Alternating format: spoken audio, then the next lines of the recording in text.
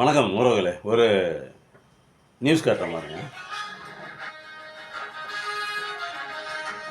சட்டமன்ற தேர்தலில் 6000 கோடி ரூபாய்க்கு மேல் செலவு செய்தும் திமுகவால் வெற்றி பெற முடியவில்லை. திமுக மீது மதிமுக முதன்மை செயலாளர் துரை வைகோ கடும் விமர்சனம். சட்டமன்ற தேர்தலில் 6000 கோடி ரூபா செலவு செஞ்சுருக்காங்களாம். திமுக வெல்ல முடியலையா விமர்சனம். இதில் வேறு விமர்சனம் வேறு. இப்போ நம்ம என்ன கேட்குறோம், ஒருவேளை வென்று இருந்தா இப்போ அப்பாவும் பிள்ளையும் வாழை மடக்கிக்கிட்டு இங்கே இருந்திருப்பீங்க, அப்படி தானே? அசிங்கமாக இல்லையா உங்களுக்கு? அதெல்லாம் தோற்று போகிறதுக்கு முன்னாடி போக வேண்டியது தானேங்க. சோழி குலுக்கி போட வேண்டியதானே. தாயை கரெக்டை உருட்டி பார்க்க வேண்டியது தானே. சோழி உருட்டி பார்க்க வேண்டியது தானே. இல்லை அப்படின்னா ஒரு ஜோசியக்காரர்கிட்ட போய் ஜோசியம் பார்க்கலாம்ல. 6000 கோடி ரூபா செலவு செஞ்சு திமுக தோற்று போச்சு, ரைட்டு. ஏன் நீங்கள் முதலே இதை கண்டுபிடிக்கலை? ஏன் முதலே நீங்கள் வராமே இருந்திருக்கலாமே நீங்கள்? இல்லைப்பா, இப்போ எனக்கு இப்போ நீங்கள் சொல்கிறது கரெக்டு தான். 6000 கோடி ரூபா செலவு பண்ணி தோற்றுருச்சு. முன்னாடியே ஒரு வேளை ஜெயிச்சிருந்தால் நீங்கள் என்ன பண்ணுவீங்க? அப்போ நீங்கள் தோற்று போயிட்டா ஒரு பேச்சு, ஜெயிச்சா ஒரு பேச்சு. இதுக்கு அசிங்கமாக இல்லையா உங்களுக்கு? அதாவது எப்படின்னா, இப்போ 10க்கு 2 எம்எல்ஏக்களை வேறு ராஜினாமா பண்ண சொல்லியிருக்கீங்க. உதயசூரியன் சின்னத்தில் நின்று ஜெயிச்ச 2 எம்எல்ஏக்களை ராஜினாமா பண்ண சொன்னீங்களே. தீப்பெட்டி சின்னத்தில் நின்று நீங்கள் ஜெயிச்சிங்களே, அது யார் கூட கூட்டணி ஜெயிச்சிங்க? அது திமுக கூட்டணி தானே ஜெயிச்சிங்க. ஏன் உதயசூரியன் சின்னத்தில் நின்று ஜெயிச்சா உங்கள் ஆளுங்களை ராஜினாமா பண்ண சொன்னீங்களே, நீங்கள் ராஜினாமா பண்ண வேண்டியது தானே? அதில் நீங்கள் ஜெயிச்சது திமுக ஓட்டு இருக்குல்ல, நீங்கள் ஜெயிச்சிட்டு புதுசாக எம்பி ஆகிட வேண்டியது தானே. என்னங்க அது? நீங்கள் அதாவது வைகோ மேலே ரொம்ப நம்ம நிறைய மதிப்பு மரியாதை நிறைய திமுககாரங்கள் நிறைய இருந்துச்சு. அப்புறம் வைகோவாக எடுத்துக்கிட்டார். எப்படி எடுத்துக்கிட்டார்? தனியாக பிரிஞ்சு போய் தனி கட்சி ஆரம்பிக்கிறேன் அப்படின்னு சொல்லிட்டு போய் அது மாதிரி பண்ணார். எம்ஜிஆர் ரோல் மாடலாக வச்சு அப்புறம் அப்படி பண்ணார். அதுக்கப்புறம் பார்த்தீங்கன்னா திருப்பி போக வர போக்குவரத்து நடத்த இந்த மாதிரி பண்ணிக்கிட்டு இருந்தார். சரிங்களா?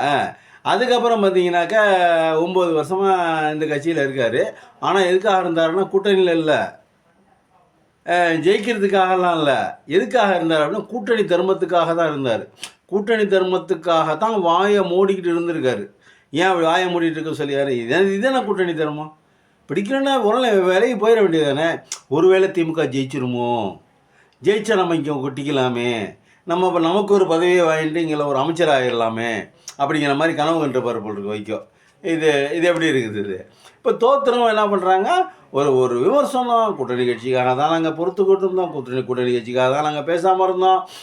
அதுக்கப்புறம் 6000 கோடி செலவு பண்ணி ஜெயிக்க முடியல, அந்த அளவுக்கு வீக்காக போச்சு திமுக அப்படின்னு சொல்ல வராரு.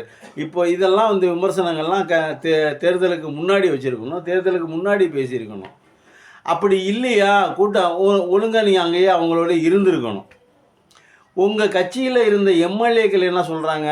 இல்லைங்க, நாங்கள் ராஜினாமா பண்ண மாட்டோம், உங்கள் கட்சியிலே வேணாலும் இருக்கிறோம், ராஜினாமா பண்ண மாட்டோம், ராஜினாமா பண்ணால் திருப்பி அந்த தொகுதியில் ஜெயிக்க முடியாது அப்படின்னு சொல்லிட்டு உங்கள் கட்சியில் இருந்தவங்களே சொல்லியிருக்காங்க.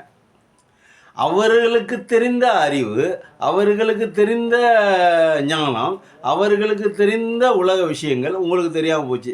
அப்பா புள்ள 2 பேத்துக்கும் தெரியாமல் போச்சு. அது எப்படி? ஜெயிச்சா மட்டும் போகணும், தோத்தா போகக்கூடாது. ஜெயிச்சா கொள்கை, தோத்தா சும்மா இருக்கிறது. அதாவது எப்படின்னா, நீங்கள் ஜெயிச்சா பதவி சுகத்தை அனுபவிக்கணும் காலம் பூரா. தோத்தா என்ன பண்ணணும் அப்படின்னாக்கா, எவன் ஜெயிக்கிறானோ அவன் பக்கிட்டு போயிடணும். அவன் எவன் ஜெயித்தாலும் சரி. இப்போ வைகோவோட அனுபவத்துக்கு விஜயோட அனுபவத்துக்கும் நிறைய வித்தியாசம் இருக்குது. வைகோ பார்லிமெண்டேரியனில் ஒரு சிறந்த பார்லிமெண்டேரியன் அப்படின்னு சொல்லிட்டு பேர் வாங்கினவர்.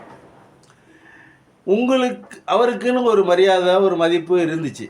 ஆனால் பாருங்கள், கேவலம் பதவிக்காக இல்லை காசுக்காக எதுக்கோ ஒன்றுக்கு 50 கோடி ரூபா கொடுத்தாங்கன்னு சொல்கிறாங்க. நமக்கு தெரியாது ஆதாரம்லாம் தான் பேசக்கூடாது. நம்ம அப்படிலாம் அடுத்தவங்க கதையை பற்றிலாம் பேசக்கூடாது. 50 கோடி ரூபா கொடுத்துருக்காங்க அப்படின்னு சொல்லிட்டு கேள்விப்படுறோம், காணொலிகளில் வருது. ஆனால் நீங்கள் ரூபாய் வாங்கிட்டு திமுக காசே கொடுத்தது இல்லையா? திமுக அந்த வாங்கவே இல்லையா? காசும் வேணும் பதவியும் வேணும். திமுக பண்ண வாங்கினா காசு மட்டும் தான் வாங்க முடியும், பதவி வாங்க முடியாது. அப்போ பதவி எவன் கொடுக்குறானோ அவன் பக்கத்து போயிடுறது. அது யாராக இருந்தாலும் பரவாயில்ல, அவன் எவ்வளோ கேவலமானவனாக இருந்தாலும் பரவாயில்ல, எவ்வளோ ஒரு என்ன செய்ய சொன்னாலும் பரவாயில்ல, அங்கே போய் என்ன வேணாலும் செய்கிறதா? இது என்ன பொழப்பு இது? இது என்ன தமிழ்நாட்டில் இது என்ன அரசியல் இது? ஏற்கனவே குதிரை பேரன் பேசுனது நீங்கள் தானே? இப்போ இதுக்கு பேர் என்ன? நீங்கள் போகிறதுக்கு பேர் என்ன? அதுக்கு பேர் தப்பு இல்லையா? அதுக்கு பேர் குதிரை பேரம் இல்லையா? அதுக்கு பேர் ஊழல் இல்லையா? ஏங்க, நீங்கள் உங்களுக்கு வாய்ப்பு கொடுத்தது, வழிகாட்டியது, உங்களுக்கு எல்லாம் செஞ்சது பூரா திமுக. உங்களை வளர்த்து ஆளாக்கி பார்லிமெண்ட்டில் சீட்டு கொடுத்து ஜெயிக்க வச்சு நிற்க வச்சு எல்லாம் செஞ்சது கருப்பு சிவப்பு கொடி, உதயசூரியன் சின்னம். அதை எதிர்த்து நீங்கள் வெளியே வந்தீங்க. அப்புறம் உள்ளே போக வெளியே வர, உள்ளே வெளியே விளையாண்டுக்கிட்டு இருந்தீங்க. அதுக்கப்புறம் பார்த்து என்ன பண்ணீங்க நீங்கள்? இப்போ கடைசியாக போய் அங்கே போய் ஐக்கியமாகிருக்கீங்க. எதுக்கு போய் அங்கே போய் ஐக்கியமாகிருக்கீங்கன்னு தெரில. அவர் நாளைக்கு இப்போ அந்த இடைத்தேர்தலில் தோத்துட்டார் அப்படின்னா, இல்லை வர இடைத்தேர்தலில் ஏதாவது தோத்துட்டார் அப்படின்னா, அப்புறம் அங்கேருந்து இன்னொரு கட்சி எவனா ஜெயிக்கிற கட்சி எவனா இருக்குது அந்த கட்சிக்கு போவேன். திரும்பி என்ன பண்ணுவேன்? அடுத்த இடைத்தேர்தல் எல்லாத்தையும் திமுக ஜெயிச்சிருச்சு அப்படின்னா, திமுக ஜெயிச்சோன்னா ஸ்டாலின்கிட்ட போய் தூது அனுப்பிச்சு, அதை பார்த்து கரெக்ட் பண்ணுங்கள் தம்பி, நாங்கள் உங்கள் கட்சியிலேருந்து வந்தோம், என்ன போங்க, நம்ம என்ன அப்பாவும் நானும் எவ்வளோ பழகிருக்கோம், பிடிச்சிருக்கோம், போயிருக்கோம், நீங்களும் நானும் எவ்வளோ கட்டி புரண்டுருக்கோம், முத்தம் கொடுத்துருக்கோம், கொஞ்சிருக்கோம், குழாவி இருக்கிறோம், இதை பார்த்து செய்யுங்க அப்படின்னு சொல்லிட்டு திருப்பி.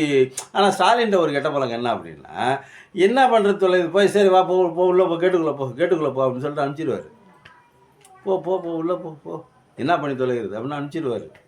அவர் யாருக்கு வந்தாலும் யாரை வந்தாலும் அனுசரித்து இதே பழக்கம் அவங்களுக்கு ஸ்டாலின். இப்போ இந்த மாதிரி ஆளுங்களெல்லாம் வச்சுக்கிட்டு நம்ம அரசியல் பண்ணணுமா? இந்த மாதிரியெல்லாம் கேவலமான ஒரு ஜென்மங்களை வச்சுக்கிட்டு அரசியல் நடத்தணுமா? திரும்பி இவங்களால் திரும்பி திமுகவுக்கு என்ன பலன் கிடைக்க போகுது, என்ன சலுகை கிடைக்க போகுது? இவங்க ஓட்டு வாங்கி கொடுத்துட முடியுமா? மதிமுகவுக்கு எவ்வளோ ஓட்டு இருக்குது தமிழ்நாட்டில்?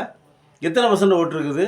தனியாக நின்று உங்கள் பம்பர சின்னத்துலையோ இல்லை தீப்பெட்டி சின்னத்துலையோ தனியாக நின்று ஒரு எம்பி எவ்வளோ ஒரு எம்எல்ஏவை ஜெயிச்சிருக்கீங்களா இது வரைக்கும்? நீங்கள் தனியாக நின்று ஜெயிச்சிருக்கீங்களா? சரி, இப்போ போனது போகட்டும், தனியாக ஒரு வேளை ஜெயிச்சிருக்கலாம், நமக்கு தெரியாதுன்னு வச்சுக்கோங்க. இப்போ நீங்கள் புதுசாக ஏதாவது ஜெயிக்க முடியுமா? ஜெயிக்க முடியாது இல்லை. நின்று ஜெயிச்சு பாருங்கள். ஏன் நீங்கள் கூட்டணி சேர்றீங்க? தனியாக நின்று ஜெயிச்சு 4 எம்எல்ஏக்களோட ஒரு 5 10 எம்எல்ஏக்களை ஜெயிக்க வச்சு நீங்கள் தனி கட்சியாக இருந்து ஆர்வத்தனம் பண்ண வேண்டியதானே? ஏன் போய் எங்கேயும் போய் என்னமோ போய் அலாடுமே, இங்கிட்டு பந்தை இங்கிட்டு உதச்சா அங்கிட்டு போவோம், அங்கிட்டு உதச்சா அங்கிட்டு போவோம், அங்கிட்டு வச்சா இங்கிட்டு போவோம், இங்கிட்டு போச்சா அங்கிட்டு போவோம் அப்படின்னு சொல்லிட்டு போவாங்களே, அந்த மாதிரி போயிட்டுருக்கீங்க. அல்லாடிக்கிட்டு தெரியுறீங்க பாவம். இல்லை, திமுக மேலே ஒரு குறை வேறு. உங்களை வளர்த்து ஆளாக்கி உங்களெல்லாம் ஒரு இடத்துல கொண்டு போய் உட்கார வச்சா அது திமுக மேலே குறை சொல்லுவீங்க, திமுகவை ஆட்டம் காமிப்பீங்க, திமுகவுக்கு எதிராக எவன் நிற்கிறானோ அவனோட போய் கூட்டணி சேர்த்துக்குவீங்க. இந்த பொழப்புக்கு காங்கிரஸ்காரனை தான் செய்கிறான், நீங்களும் தான் செய்கிறீங்க. இன்னும் இருக்கிற கட்சிகள்லாம் தான் செய்யுது. உங்களுக்குன்னு ஒரு கொள்கை இல்லை, ஒரு கோட்பாடு இல்லை, ஒரு இது இல்லை. முதல்ல எலெக்ஷனுக்கு முன்னாடி விஜயை கழுவி ஊற்றுனீங்க. அது ஆர்எஸ்எஸ் பெற்ற கள்ள குழந்தை அப்படிம்பீங்க. அதுக்கப்புறம் பார்த்தீங்கன்னா இதெல்லாம் அவர் ஜெயித்ததுக்கப்புறம் அது ஆர்எஸ்எஸ் பெற்ற கள்ள குழந்தையா என்ன, இல்லை கஸ்மாலா பெற்ற கள்ள குழந்தையாக தான் இருந்தால் என்ன அப்படின்னு சொல்லிவிட்டு நமக்கு பதவியும் பட்டமும் வருதுன்னு சொல்லிட்டு அங்கே போய் சேர்ந்துக்கிறீங்க. இது என்னையா அரசியல்? தமிழ்நாட்டில் நாடு, இந்த நாடு நாசமாக போயிடுமோன்னு பயமாக இருக்குது.